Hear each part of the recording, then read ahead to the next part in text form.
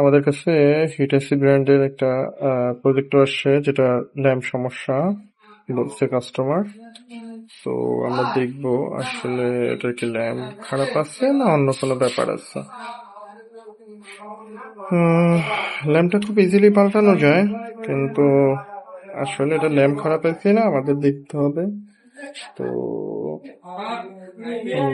খুলে দেখি যে আসলে ল্যাম্পটা ইজি কিনা। হচ্ছে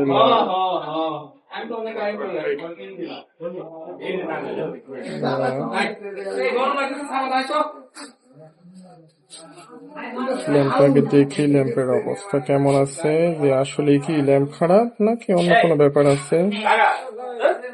যেহেতু ওনার এটা ল্যাম্প কাজ করতেছে না, ইজিলি খোলা যায় না।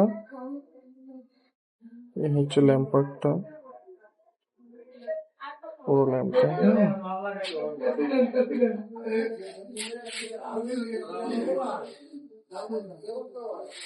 আমরা অবশ্য এটা ল্যাম্প নিয়ে আসছি, ল্যাম্পটা একটু দেখাবো। এই হচ্ছে ল্যাম্প, ঠিক আছে। আমাদের কাছে এটা অ্যাভেলেবেল আছে। দেখি কি অবস্থা, আসলে কি ল্যাম্পটাই খারাপ না অন্য কোনো ব্যাপার আছে। ল্যাম্পটাকে চেঞ্জ করি। তো অবশ্য ল্যাম্পটা চেঞ্জ করার আগে একটু খুলে দেখা উচিত যে এটা বাকি অবস্থা কেমন আছে। তো আমরা এটা খুলে নিচ্ছি, স্ক্রুগুলা দেখাচ্ছি। এই হচ্ছে ভিতরের পার্টটা, এখানে একটু ফাঙ্গাস পড়ে আছে। এই ফাঙ্গাসটা ক্লিন করে নিতে হবে, নয়তো বা লাইন দিলে কোনো রকম সমস্যা হতে পারে, সার্কিট বোর্ড শর্ট হয়ে যেতে পারে।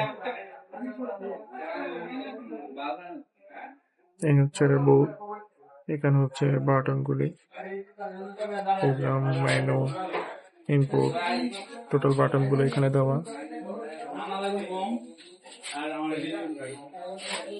তো আমরা দেখবো আসলে এটা ক্লিন করে ল্যাম্প বসিয়ে চেক দিব যে আসলে ঠিক আছে কিনা বা ঠিক হচ্ছে কিনা। তো আমরা স্থানটা একদম ক্লিন করে নিচ্ছি। দেখা যাক আসলে ক্লিন করার পর কি কন্ডিশন আছে, কোনো ড্রাই ফিল থাকলে সেটাও সেরে নিতে হবে। আলহামদুলিল্লাহ, আমাদের কাজটা সাকসেস হয়েছে। তো এটা আপনার কমপ্লিট হয়ে গেছে, ল্যাম্পটাও কাজ করছে, তার মানে ল্যাম্পটাই খারাপ ছিল। আর এটাতে এই বোর্ডটাতে যে ফাঙ্গাসটা ছিল এটা একটু জাস্ট ক্লিন করে দিচ্ছি, এটা অন্য ধরনের আর কোনো ক্ষয়ক্ষতি হওয়ার চান্স রইল না আর কি। আমাদের কাজ কমপ্লিট।